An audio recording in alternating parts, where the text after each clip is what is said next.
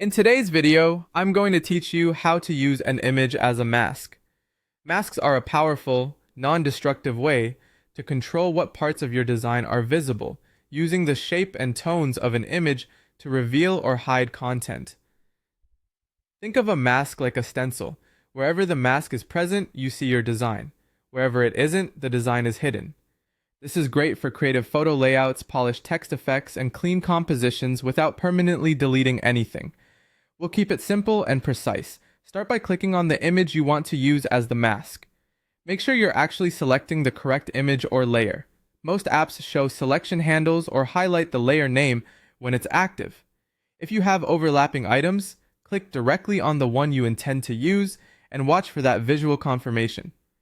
Taking a second to verify the selection prevents changes from affecting the wrong element.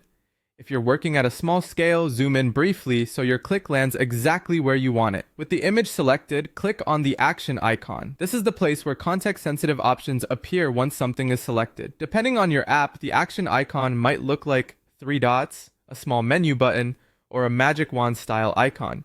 You'll usually find it near the top toolbar, in a floating context bar, or in a layer options menu when an item is selected.